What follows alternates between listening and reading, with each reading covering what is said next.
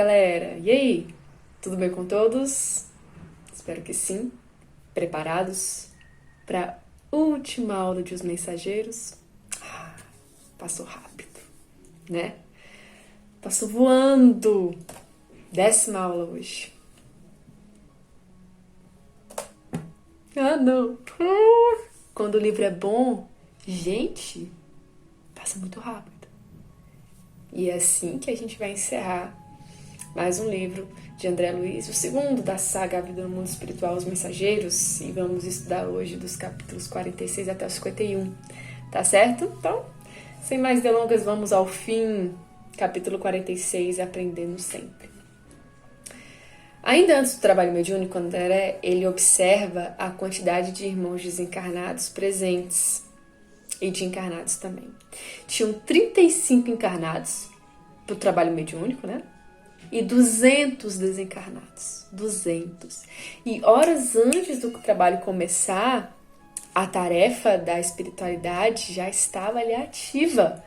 Quando o pessoal de fato fosse lá começar a se concentrar, fazer a prece, gente, a espiritualidade já tinha trabalhado horas. Horas. Não é fácil não, hein? Não é fácil não. Em cima da mesa daquele humilde centro espírita estavam alguns pedidos de conselhos médicos, orientações e passes. Então, a gente tem lá no nosso centro a caixinha, né? Nós temos duas caixinhas, uma para espíritos, né? Para pessoas que já desencarnaram, e outras para as pessoas que ainda estão encarnadas, né? A nossa caixinha de prece. E aí, quando tem a palestra no domingo, o Tupitangui leva essas caixinhas lá para a sala de passe e tal. E durante a semana, nos trabalhos mediúnicos, essa caixinha fica lá na sala de... que acontecem os trabalhos mediúnicos também. Nesse centro funcionava mais ou menos assim. As pessoas escreviam os nomes de quem elas queriam que recebesse ajuda e colocavam em cima da mesa. No nosso centro também acontece dessa forma, né? Então, eu falei das caixinhas, mas agora eu me lembrei que nos trabalhos mediúnicos muitas pessoas escrevem os nomes, né, das pessoas que estão precisando de oração e colocam em cima da mesa durante o trabalho. Agora que eu me lembrei disso também. Então lá funcionava assim. E atendendo a esses pedidos, tinham alguns colaboradores que olhavam os nomes, viam os pedidos e, de acordo com as suas possibilidades, ajudavam. E aí André, ele pergunta a respeito dessa questão de se todos os pedidos eram atendidos, se tudo era lido e conferido, e enfim. E aí Aniceto fala que a espiritualidade se atentava sim ao que estava sendo pedido, às pessoas que estavam, né, precisando de assistência. Muitos eram sobre a sua saúde física, então eles iam até onde a pessoa estava para prestar uma assistência. Outros eram pedidos banais, né? Pedidos tipo... quando é que eu vou achar uma pessoa para casar? Eram coisas assim nesse sentido. Porque pelo que eu entendi aqui nesse centro, não eram só nomes de pessoas que precisavam de oração, eram pedidos também, né? Estou precisando disso, disso, disso. Eram pedidos mesmo. E aí, Aniceto explica isso, né? E ele fala uma coisa, ele dá uma lição muito grande a respeito do pedir e obtereis. Ele fala o seguinte: como recomendar humildade àqueles que pregam uns com os outros? Como ensinar paciência aos que aconselham aos seus semelhantes? E como indicar o bálsamo do trabalho aos que já sabem condenar a ociosidade alheia? O que ele queria dizer, né? Muitas dessas pessoas estão pedindo que nós, né, nós espíritos, vamos ao encontro delas, aconselhar, a falar como elas devem agir diante das situações que estão aparecendo. Mas o que mais que a gente tem que falar? O que mais que a gente tem que falar que já não está no Evangelho, que a gente já não falou aqui, através dos mentores que passam no trabalho? Como a gente vai recomendar paciência para pessoas que estão aconselhando a paciência para os seus vizinhos, para os seus colegas de trabalho? A humildade para aqueles que pregam tanto? Como é que a gente vai recomendar trabalho para aqueles que estão julgando quem está ocioso. Como? O que é que a gente tem que falar que eles já não sabem? Não seria um contrassenso? Então, muitos daqueles pedidos ali, me ajude, eu estou passando por momentos de dor, não sei como agir. Será que não sabe? Será que já não foi dado ali o passo a passo pela espiritualidade, pelo próprio Evangelho de Jesus? Então, muitas vezes, a gente pede querendo uma resposta imediata da espiritualidade, e quando essa resposta não vem, a gente se chateia. E é por isso, é porque a resposta já foi dada. E cabe a nós enxergar. Não tem como eles pegarem assim, nossa cabecinha, enxerga aqui, assim, faz assim. E o nosso livre-arbítrio? E o nosso mérito pessoal mesmo? Onde é que ele fica? Então, muitas vezes nós precisamos descobrir o caminho sozinhos. Descobrir a solução para os nossos problemas sozinhos. Porque a espiritualidade já nos auxiliou, já nos deixou os ensinamentos, e a gente precisa botar ali a mão na enxada e capinar, Então esse é o capítulo 46, aprendendo sempre. Muito bem, capítulo 47, um trabalho ativo. Quando o trabalho mediúnico começa, André observa a invigilância dos encarnados. Seus pensamentos eram inquietos e isso atrapalha a vibração do ambiente. Gente, 35 encarnados ali. Tudo que eles pensavam era refletido na sua tela mental. Como se aqui, acima da cabeça, viesse uma tela mostrando tudo o que eles estavam pensando. Uns estavam pensando nas coisas de casa que ficou para fazer. Nossa, mas a cozinha tá bagunçada. Nossa, mas meu quarto não tem nem como eu deitar na cama quando eu chegar. Isso aqui, e mostrando, e todo mundo vendo. Outros, não sei, porque como esse livro é de 1944, eu já ia falar de Netflix. Já ia falar, quero assistir Netflix, mas não tinha nessa época. Mas se fosse nos dias atuais, quero assistir Netflix quando eu chegar. Saiu aquela série nova, acho que eu vou assistir, maratonar hoje. Gente, isso atrapalhava tanto o ambiente. As próprias manifestações mediúnicas aconteciam com certa dificuldade.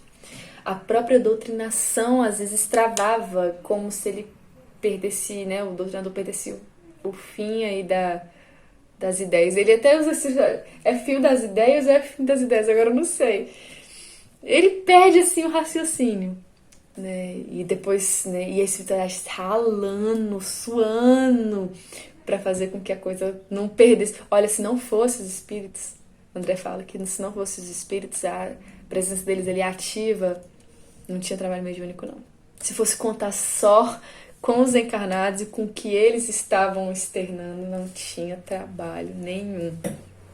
Então, esse trabalho... Olha, a espiritualidade ali tentando amenizar, acordando os dorminhocos, acordando aqueles que dormiam, Gente, quem nunca dormiu no trabalho mediúnico, que atira a primeira pedra, não é? Mas não pode ser um hábito. Claro, acontece, De vez em quando você está muito cansado, dá uma pescada. Mas se aquilo ali for a sua rotina, se você toda vez dormir, você não está auxiliando da maneira que você precisa auxiliar. Então eles acordavam os dorminhocos, tentavam fazer com que aqueles que estavam se perdendo no pensamento voltassem a concentrar ali.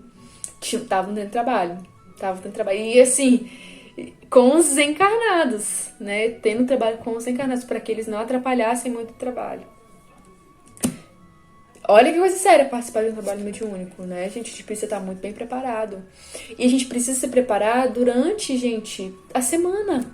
Não tem como a gente querer se concentrar só ali na 1 hora do trabalho, não vai funcionar. Não adianta a gente querer meia hora antes do trabalho começar a pensar e... Gente, vai ser um reflexo nosso durante o dia. A maneira que a gente se comporta no trabalho mediúnico. Vai ser o nosso reflexo durante o dia. Vai ser o nosso reflexo durante a semana. A meditação, ela é um exercício físico como qualquer outro. Quando a gente começa a correr, por exemplo, a gente não começa, eu tô super sedentária, aí eu vou sair correndo daqui 1 hora. Não consigo. Não vou nem conseguir nem caminhar 1 hora. Eu vou caminhar 10 minutos, depois eu vou caminhar 15 minutos, depois eu vou caminhar meia hora, depois eu vou começar a dar uma corridinha de 10 minutos. Um exercício, uma prática. A mesma coisa é com a concentração, com a meditação. Não tem como eu só, na hora do trabalho mediúnico, ir lá, tentar me concentrar, ficar 1 hora pensando em Jesus. Eu não vou conseguir. Agora, se durante a semana eu vou tirando 10 minutos, a gente tem, gente. Não existe rotina que não tenha 10 minutos, por exemplo, uma meditação. Tem, nem que seja antes de dormir. 10 minutos na segunda, na terça, na quarta. E aí depois você vai, se você consegue 15, se você tem tempo para 20 minutos, você faz 20 minutos. Quando chegar no dia do trabalho mediúnico, a sua concentração vai estar outra. Então, gente, é uma prática. As pessoas ficam, mas eu não consigo ficar 1 hora pensando em cachoeira e pensando em Jesus.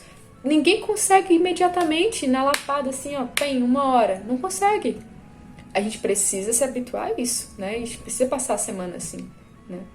Então, gente, isso aí serve para todos nós, né? Uma lição para todos nós que participamos de trabalho mediúnico ou que simplesmente queremos meditar. Quero começar a meditar. Vou tentar meditar aqui 1 hora. Você não vai conseguir. Não vai conseguir. Você vai ter que ir no devagar. Tá certo?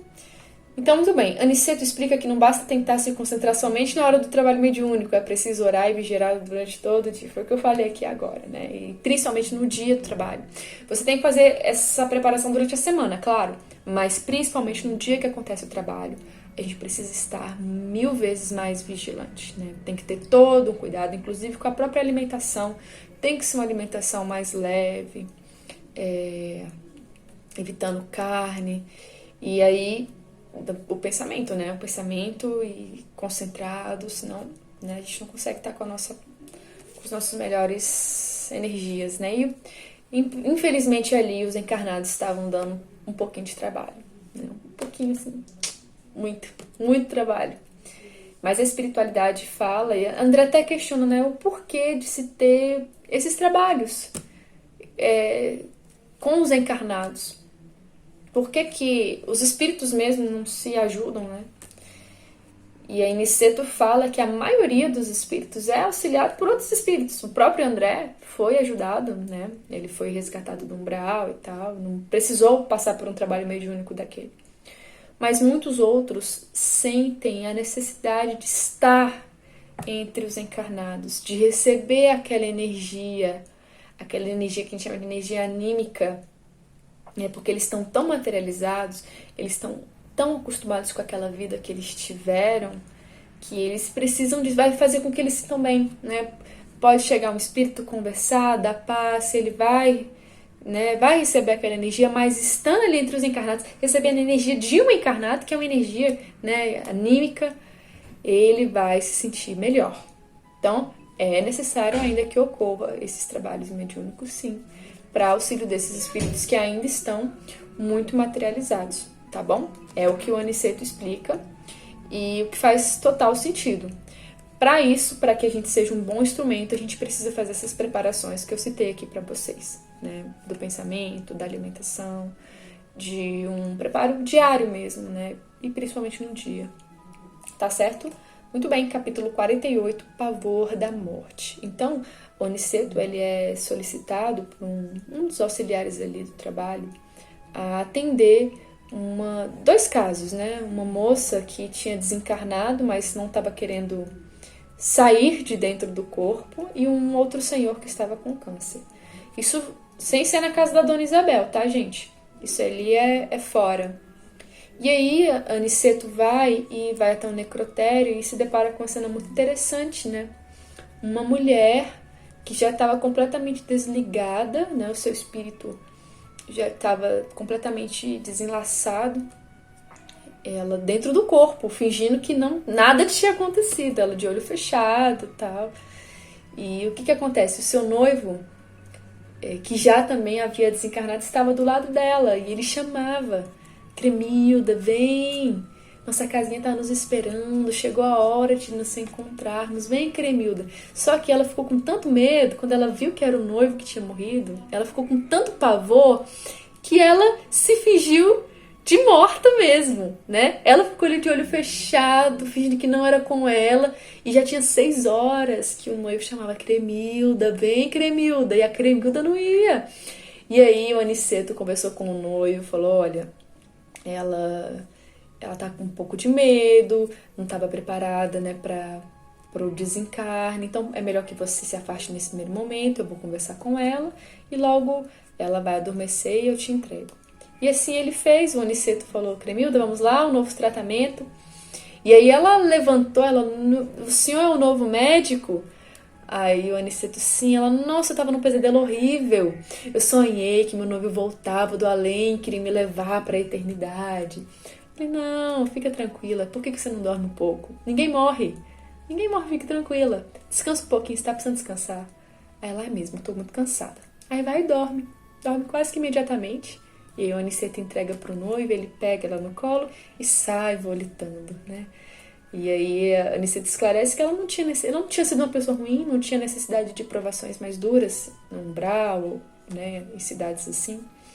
E só faltou realmente o preparo para a morte, né? Faltou a educação religiosa, mas que logo ela se acostumaria com aquela nova vida junto ali do noivo, a verdadeira vida que é essa, né? Muito bem. 49, Máquina Divina. Então, o próximo caso era do senhor que estava com câncer, né? Fernando, o nome dele. E a equipe de Aniceto foi até um hospital onde estava um senhor em coma por causa de uma leucemia. Já chegara a hora do seu desencarne, mas seu apego à matéria e de sua família dificultavam o processo. André, com auxílio de Aniceto, observou de perto o que se passava com as células do corpo daquele homem. Então, gente, esse capítulo é mais científico do que qualquer outra coisa, né? André, primeira coisa que ele observa é que tinha a mãezinha desencarnada do Fernando, que estava lá tentando auxiliar, mas não conseguia fazer o desligamento final. Ele estava muito apegado, né, às sensações, à matéria, ele estava muito apegado. A família não estava querendo deixar ele ir, né, então ela estava envolvendo ele nas energias, né, que dificultavam o processo realmente. E aí, Aniceto se aproveitou daquela situação para poder fazer, para dar, né, ensinamento para André e Vicente. E aí ele coloca a mão na testa de André e fala para ele observar o organismo daquele homem que estava doente. E o processo que acontece com André é surpreendente, Primeiro ele analisa uma coisa luminosa aqui na mente, de uma tonalidade que estava mais fraca, mas acontecendo um processo que ele não consegue explicar. E Aniceto esclarece, é a mente humana. Nós não temos palavras humanas para definir o que está acontecendo aí. Mas isso é a mente. Gente, daí a gente já fica, meu Deus. Que é isso? A mente. A nossa mente. Já parou para pensar na nossa mente? O que é a nossa mente? Assim, tanta coisa que a gente ainda precisa aprender, né? Nos falta evolução. Então, gente, esse é o primeiro ponto, né? A mente humana. E aí depois ele vai, é como se a visão dele se ampliasse, como se o corpo do Fernando crescesse de uma dimensão e ele conseguiu ver toda a ossada por dentro. O sangue circulando, o coração bombeando sangue, os órgãos funcionando e de repente foi crescendo ainda mais a visão de André, ele começou a ver as células. As bactérias brigando com as células que estavam saudáveis e elas vencendo, as células, né, as bactérias vencendo, atacando os pulmões, os rins. Era aquele processo de desencarne mesmo, ele conseguia ver tudo, né, os micro-organismos andando como se fossem barquinhos, as células tentando atacar para deixá-lo vivo e aquela multidão de células do câncer atacando. Gente, incrível. Ele disse que não tinha livro da medicina que chegasse aos pés daqueles detalhes que ele estava vendo ali. Realmente não tem. Isso tudo, claro, com a mãozinha de Aniceto, porque quando ele tirou a mão, André perdeu muito daquela visão. Ele conseguia ver ainda os órgãos e tal, mas aquelas células brigando entre si, ele não via mais. Olha a evolução de Aniceto, é impressionante, um espírito realmente muito avançado. Esse é o capítulo 49. No 50, nós vamos, né, 50 a desencarnação de Fernando, nós vamos ver que a mãe de Fernando estava lá para auxiliá-lo no desprendimento do corpo, mas não poderia levar para o lugar que ela se encontrava. Ela estava realmente numa dimensão mais avançada. Tipo a mãe de André e ele, né? Ela estava numa dimensão mais avançada. Mas o Fernando, por conta dessa intervenção da mãe, não iria ficar sofrendo sem um auxílio de ninguém, né? Assim, jogado às traças. Ele ia ser levado para um outro ambiente, lá ele ia receber ajuda. A energia da família de Fernando dificultava o processo de desencarne. Aniceto então provocou uma melhora no quadro do coma. Então, gente, a energia deles, né? O pensamento ali de não morra, não morra, formou uma rede, como se fossem vários fios entrelaçados ao redor do doente para impedir o desencarne dele. Isso a família. E aí, o que o Aniceto faz? Fala, não, vamos melhorar, vamos dar uma falsa melhora, vamos tirar ele aqui desse coma. E aí, foi feito isso. O médico encarnado falou para a família, olha, eu não sei o que aconteceu, uma melhora súbita, a respiração tá ótima, o pulso tá ótimo, eu acho que ele vai melhorar e vai sair dessa. Aí todo mundo respirou aliviado. Pronto, graças a Deus. Aquela melhora, gente. Aquela melhora, né? Nós que já vimos isso tantas vezes, a gente quando tem um parente ou um amigo numa situação dessa, e aí a pessoa tá muito ruim, e de repente melhora, aí a gente fica, aquela melhora. Que muitas vezes a espiritualidade manda para que a gente fique calmo e que eles consigam fazer a desencarnação. Mas para nós que é espírita, a gente não fica mais calmo, a gente fica mais nervoso, né? Quando tu vê a melhora, ai meu Deus, a melhora é ela. Bom, foi o que aconteceu aí, né? Eles se acalmaram, foram descansar, foram dormir, os fios que estavam entrelaçados se dissolveram. E aí a espiritualidade começou a fazer o processo de desencarnação. Em um determinado momento aconteceu um fato tão aleatório, 3 entidades apareceram na janela, 3 entidades inferiores, e falaram assim, e aí, o Fernando vem ou não vem? O que tá pegando aí? Gente, um total desrespeito com a situação, né? Enfim, Aniceto só dá uma olhada pra eles, aquela olhada, uma olhada assim. Só dá aquela olhadinha e eles se assustam e saem. E André fica, meu Deus, mas que entidades satânicas são essas?